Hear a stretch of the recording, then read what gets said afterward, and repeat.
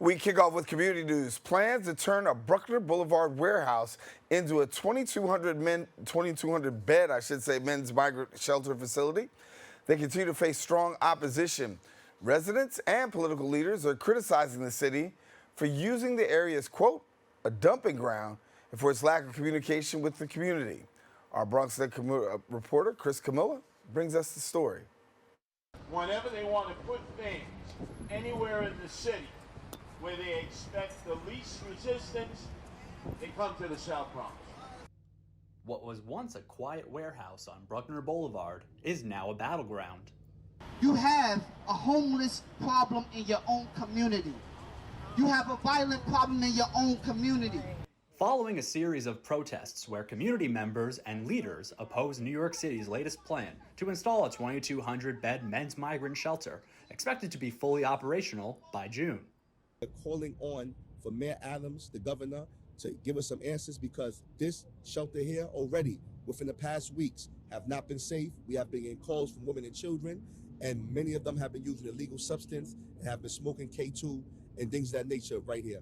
Residents, city political leaders, and volunteer safety patrol organization, the Guardian Angels, in attendance expressing concerns about the South Bronx's overhaul of shelters and social service facilities.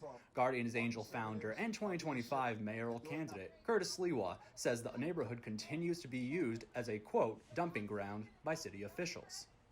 I mean, how many things can conceivably one neighborhood have?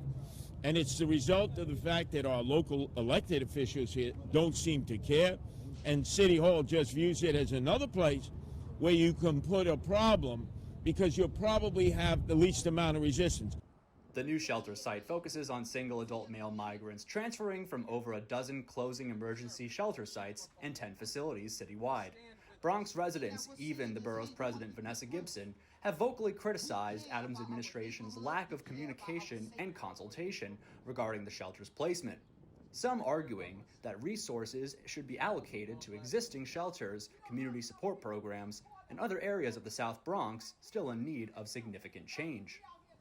They need to build a pharmacy.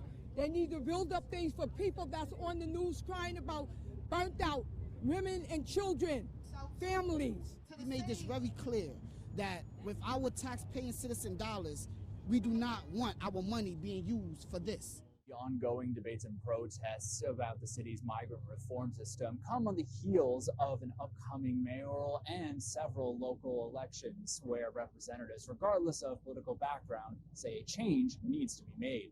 On Bruckner Boulevard, Chris Camella, BronxNet Community Television. And thank you, Chris. In other news, another New York City mayoral candidate, Michael Blake, unveiled his Project 2026. It's a forward-thinking movement to combat federal intrusion and sustain New York's development. Our BronxNet reporter Nicole Rosado brings us the details.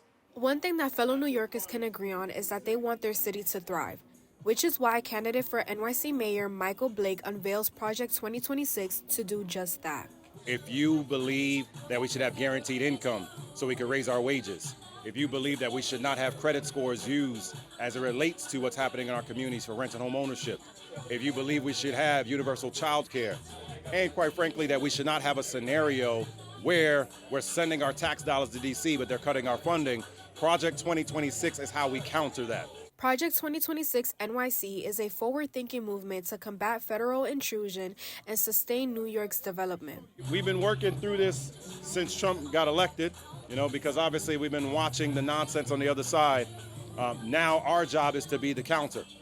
And as people are getting very frustrated and exhausted by what's happening in politics, our responsibility is to say to everybody, you have another option.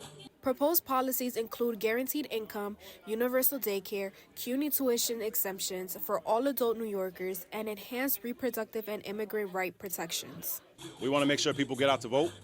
We want to make sure people see that there's positive opportunities on how to be involved. And we want people to understand that there's a way to organize in their communities. We don't have to just be upset about DC. We should be excited about NYC. Project 2026 aims to go against laws and regulations that harm New Yorkers and protect our rights as residents. If you would like to join and support the movement, please go to blakefornyc.com to join. Reporting for BronxNet, Nicole Rosado. And thank you, Nicole. That's all the time we have for our Bronx updates. We are taking a quick break, but we'll have more open when we return.